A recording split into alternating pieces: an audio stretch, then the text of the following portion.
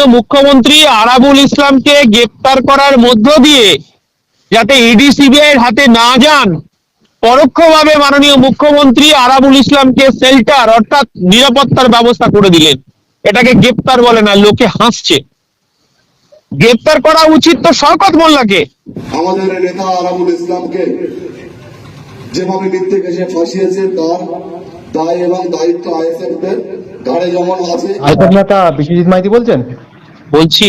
আমি NP Bangla YouTube channel থেকে বলছিলাম। বলুন। ক্যানিং এর এক তৃণমূল নেতা বলছে আরাবুল ইসলামকে চক্রান্ত করে ফাঁসিয়েছে আইএসএফরা, কি বলবেন? এক নম্বর, ব্লকের কোন নেতার উত্তর দেওয়ার মতো ক্ষমতা আমাদের নেই, ঠিক আছে? তৃণমূল নেতাদের উত্তর দেওয়া আমি কি বলবো, টেররিস্টদের কথার উত্তর দেওয়া। এবং বর্তমান যে তৃণমূলের প্রত্যেকটা নেতাই কি বলবো অসামাজিক কাজের সঙ্গে যুক্ত। আর যেহেতু ক্যানিং আর ভাঙড়ের নেতার কথা বলছেন, দূরবীন দিয়ে খুঁজতে হবে একটা স্বচ্ছ নেতা বার করার জন্য ক্যানিং এবং ভাঙড়ে। তো ওই নেতার উত্তর দেওয়ার ক্ষমতা আইএসএফ এর আছে বলে আমার মনে হয় না। কারণ এই সমস্ত বুথ স্তরে যারা নেতা আছে তারা তার কথার উত্তর দেবে।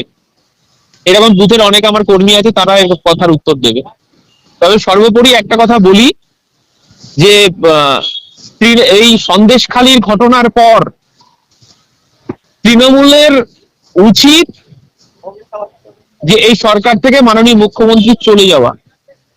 কারণ মাননীয় মুখ্যমন্ত্রী মা বোনেদের ইজ্জতের দাম যেমন বেঁধে দিয়েছেন 10,000, 20,000, 30,000, 40,000, আর এই সন্দেশখালী সাধারণ মায়ের, আমার যারা লক্ষ্মী মা যারা আছেন তাদের তৃণমূল কংগ্রেসের নেতা কর্মীরা যেভাবে দিনের পর দিন পার্টি অফিসে ডেকে নিয়ে এসে সারা রাত্রি ধরে তাদের উপর শারীরিক অত্যাচার এবং তাদেরকে যেভাবে সম্ভোগ করত, আজকে পশ্চিম বাংলার আমার লক্ষ্মী যারা মায়েরা আছেন, বোনেরা আছেন, আজকে পশ্চিম বাংলার সংস্কৃতি, পশ্চিম বাংলার কৃষ্টি, পশ্চিম বাংলার ঐতিহ্য, পশ্চিম বাংলার ধর্মনিরপেক্ষতা সমস্ত ভুলুণ্ঠিত। তাই তৃণমূল কংগ্রেসের উচিত অবিলম্বে মাননীয় মুখ্যমন্ত্রীর পদত্যাগ করে বেরিয়ে চলে যাওয়া। ক্যানিং পূর্বের বিধায়ক শওকত মোল্লা 13ই ফেব্রুয়ারি একটি জনসভার ডাক দিয়েছিলেন, কিন্তু তার আগেই ভাঙড়ের দাপটের নেতা আরাবুল ইসলাম গ্রেপ্তার। আমার বক্তব্য, মাননীয় মুখ্যমন্ত্রী তিনি পুলিশ মন্ত্রী এবং তার হাত শওকত মোল্লার উপর আছে। এবং মাননীয় মুখ্যমন্ত্রী আরাবুল ইসলামকে গ্রেপ্তার করার মধ্য দিয়ে যাতে ইডি সিবিআই এর হাতে না যান, পরোক্ষভাবে মাননীয় মুখ্যমন্ত্রী আরাবুল ইসলামকে শেল্টার অর্থাৎ নিরাপত্তার ব্যবস্থা করে দিলেন। এটাকে গ্রেপ্তার বলে না, লোকে হাসছে। গ্রেপ্তার করা উচিত তো শওকত মোল্লাকে। জাতীয় যে সমস্ত কমিশন গুলো আছে, যে এজেন্সি গুলো আছে সরকারি, সেই এজেন্সি গুলোকে তাকে ক্রিমিনাল আখ্যায়িত করেছে।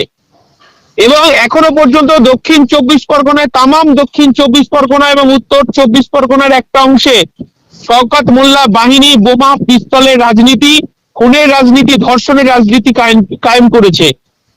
আমরা মনে করি শওকত মোল্লাকে, মাননীয় মুখ্যমন্ত্রীর যদি লজ্জা থাকে, শওকত মোল্লাকে অবিলম্বে গ্রেপ্তার করা।